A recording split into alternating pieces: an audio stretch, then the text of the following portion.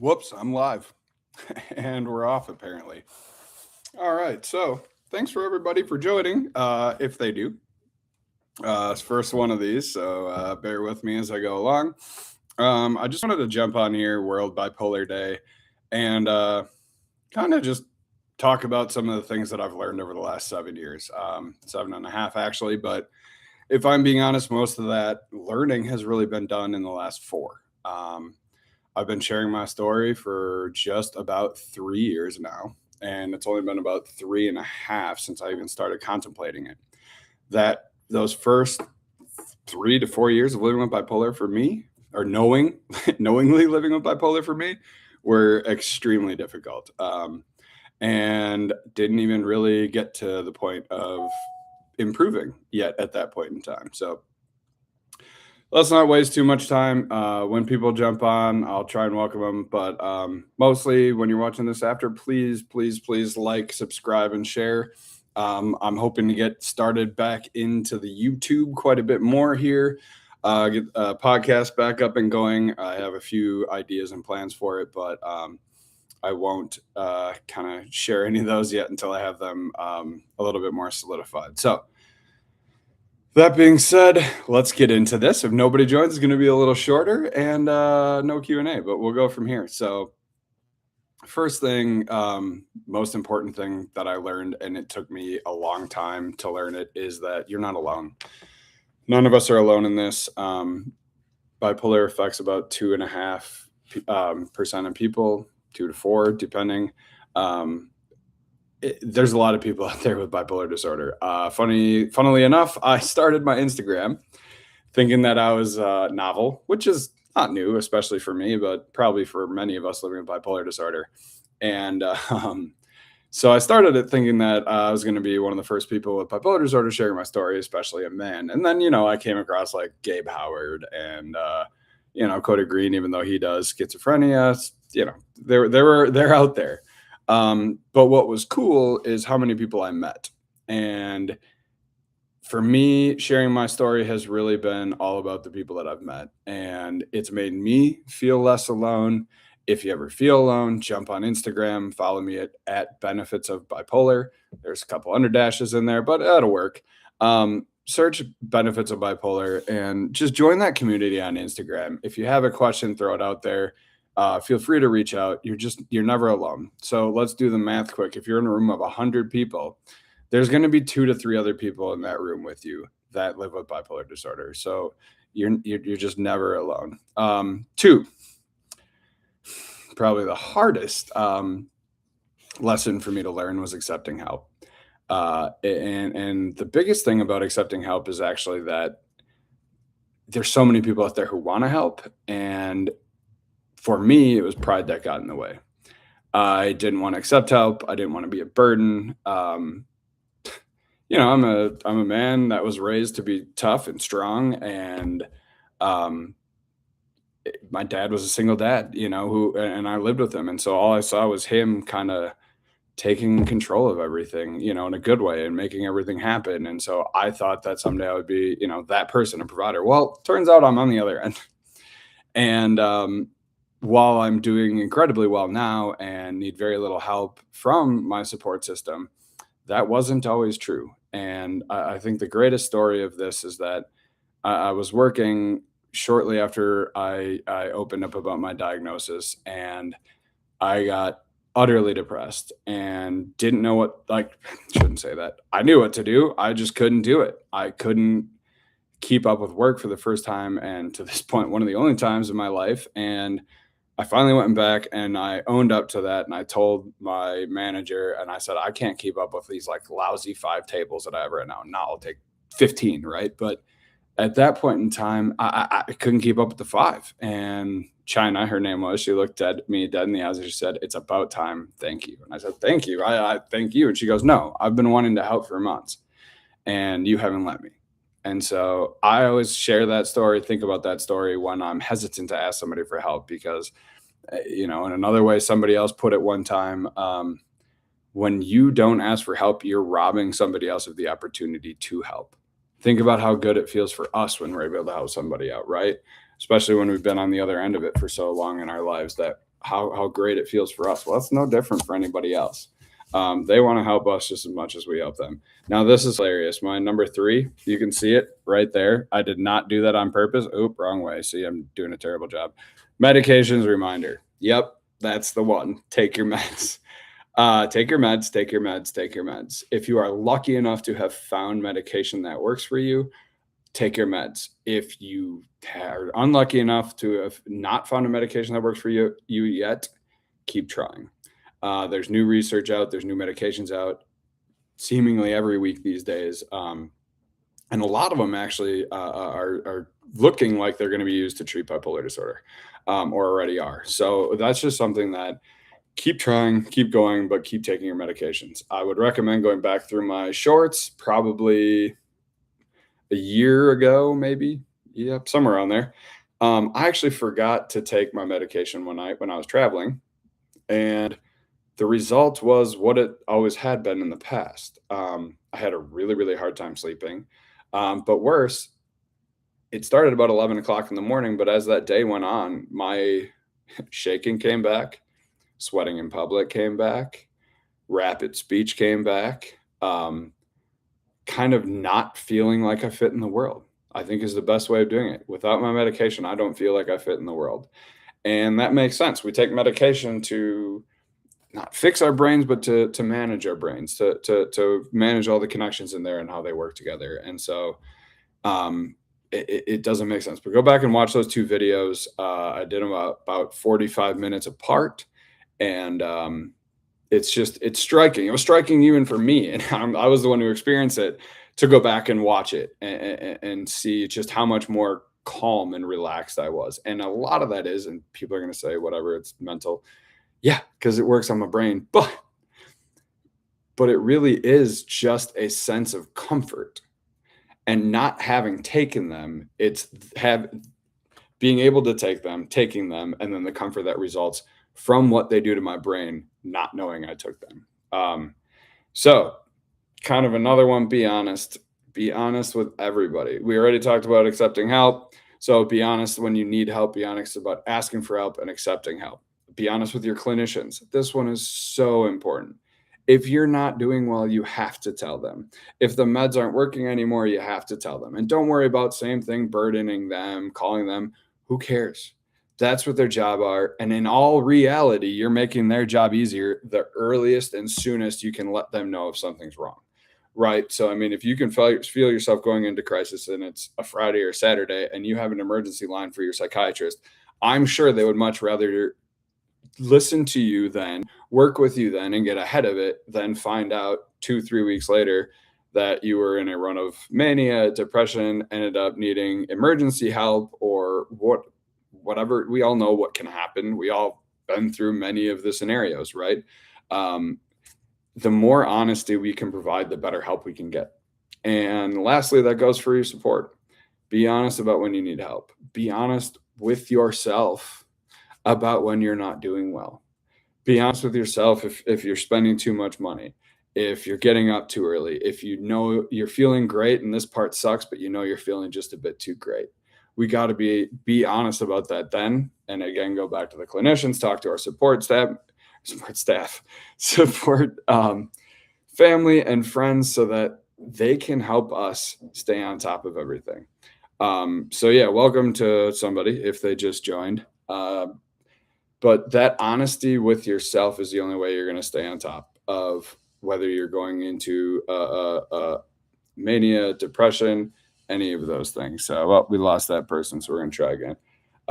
Number 5 is get outside, move your body, whatever you can do. In all reality, this last 6-month stretch has been horrible for me. Physically, for sure. My back was basically unusable for a couple months. I ended up with sciatica around Christmas. That made my entire body essentially unusable. And now, once I finally got the back in shape, I got a horrible burn on my calf. And literally, like, I don't even know what, it's not infected, but it doesn't look great at all either. And so in all of those times, my ability to get outside in the way that I used to and move in the way that I used to, which is running, and which is the way that I prefer, which is running, has been majorly affected. And so I'm here to tell you that once I started even stretching, I mean, 20 minutes a night, 25 minutes a night, that was a really big start for me. Stretching, you get in touch with your mind, your body, and your breathing. And the breathing thing can be so imperative for us. Um, but if anything that we can do to move, for me, especially any kind of running, biking, long, long walks that get me to the point where I'm truly thinking about my breathing, my walking, my running, my gait, whatever it is. And that, for me, that's my flow state. That's how I get my mind off of everything else that's going on around me. Um, and so when we can't move in the way we prefer to, somehow we got to figure out a way of filling that in and filling in the gap. And bonus, sleep. Sleep is imperative, as we all know, in the hopes of warding off any new episodes or frankly staying what 90% 5% of ourselves. And for me, the only way to get sleep is by moving. I I think I went 3 or 4 months after I moved without sleeping for more than 4 straight hours in any one night. I think there was one time that I didn't, and I probably went for a walk or a long run or a long walk or run that day. Recently, in the last 6 weeks or so, I've been sleeping for 6 hours straight, sometimes even 7 hours straight. And that's not a coincidence. That's because I've been moving. That's because I've been getting outside. That's because I've been doing everything that I need to do, frankly, to wear my body out and even my brain out so that I can get to bed. So getting outside, moving is just absolutely beyond imperative, in my opinion, and for my life and for managing bipolar disorder. Number six is it's shocking that I'm saying this. It's try new things. Trying new things with bipolar disorder for anybody who is recently diagnosed, has been diagnosed a long time ago. It feels safe to get into a comfort zone. It feels safe to do the things that we like to do. However, by trying new things, we meet people, we gather new experiences, but most importantly, we gather confidence. If I mean, it started with me with going to the grocery store during the day. I always tell people this. I used to grocery shop between 10 and 11 o'clock at night, pretty much always. There was a day and time I would grocery shop pretty much only after I would be done bartending at 2 o'clock in the morning. It was a little bit darker. There weren't people, so many people there. There weren't lines. It was just a lot easier. And I never had to get overstimulated. Um, I remember the first time I went to the grocery store during the day without headphones on. And it was life changing because I finally knew that that was one more thing that I could do. And then the first time that I walked in to share my story at NAMI, holy shit, was I terrified. But that's what actually set me up for the rest of my life and what I've been doing so far. I wouldn't have had any of the opportunities to speak publicly, work for NAMI upon moving to Rochester, and meet, frankly, so many incredible people, both inside and outside of the mental health world, without trying new things. And my therapist really took me back, aback, whatever the right term is, a couple weeks ago because she said, you really seem to thrive on change or on novelty was the word that she said. And I was like, what are you talking about? Um, and then I've thought about it. And within the last couple of years, I've moved twice, including one new state and now to St. Paul. I've had 3 different jobs. One of them that I absolutely never thought that I could do before. Did it for a year and a half. I organized a walk, did just all sorts of things I never thought I could do.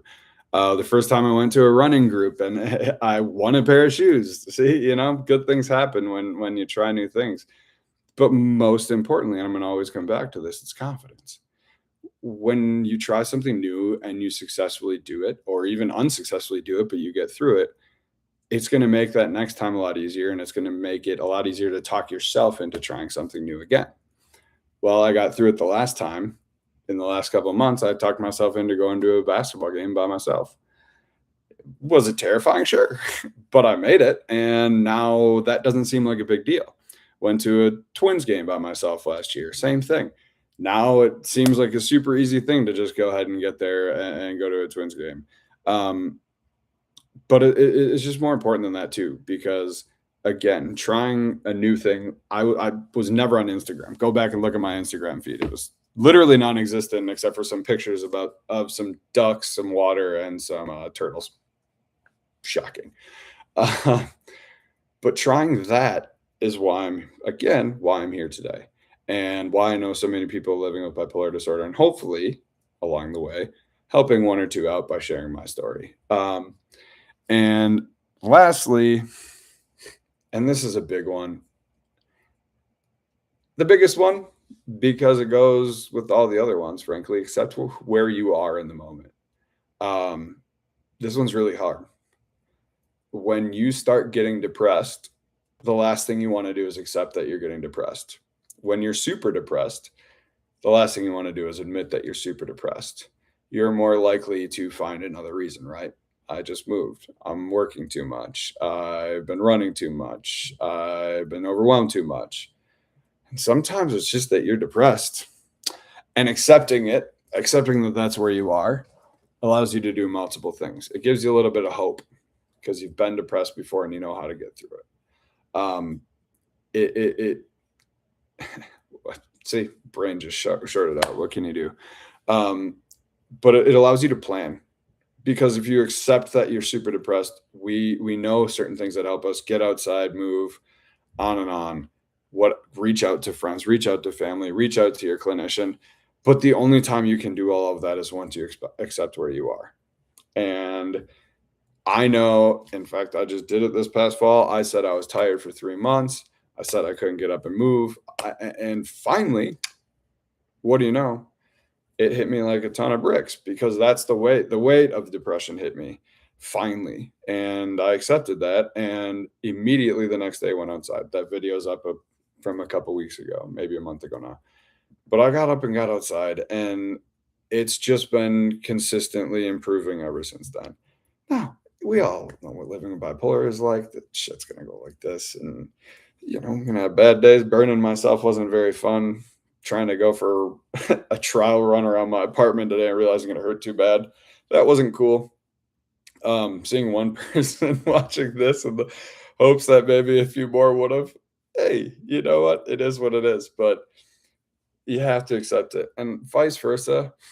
Man, does hypomania feel fun. I can only really speak to mania that was alcohol and drug induced from a long time ago. So I wouldn't have known what was going on anyways.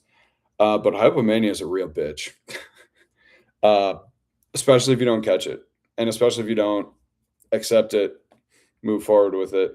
Um,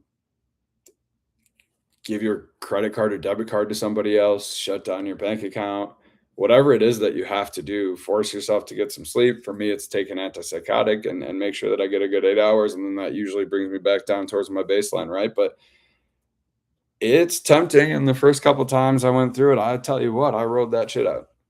I rode out the hypomania, and it was great. And it wasn't until it wasn't. I had spent way too much money. I didn't sleep for like 6 weeks or 7 weeks. I mean, I slept like 4 or 5 hours a night.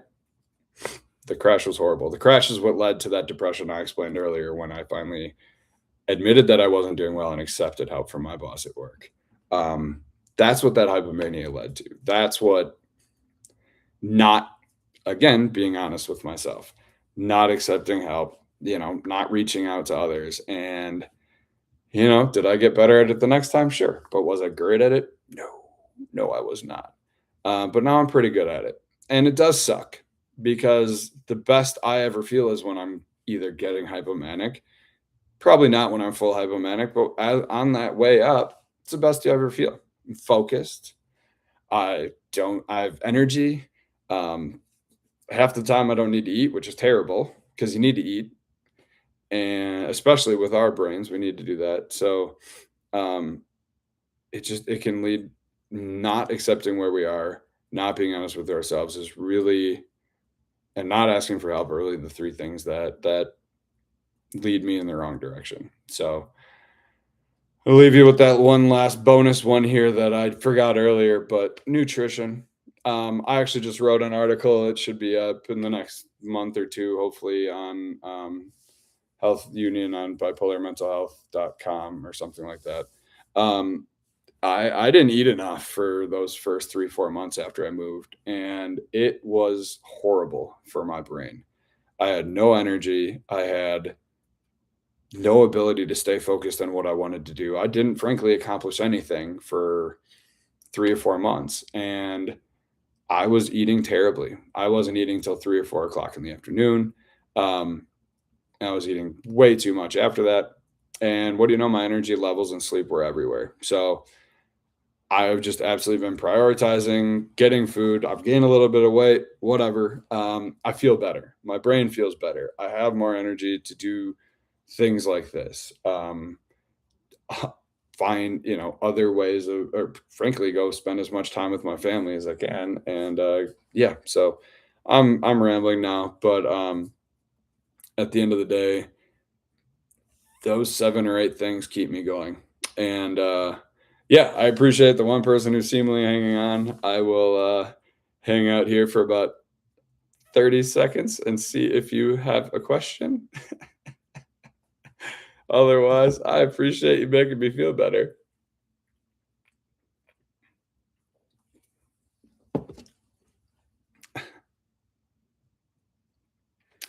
Anyways, I should say it's World Bipolar Day. Ah, thanks. I recognize that name, one of the very first subscribers. So I really appreciate you. Really, really, really greatly. Thank you so much. And I always appreciate the support, and especially from the beginning. So very cool. Thank you. I'm out. Have a good rest of your night. Happy World Bipolar Day. Wore my little Van Gogh inspired shirt for the Superior Hiking Trail. I'm going to enjoy my night.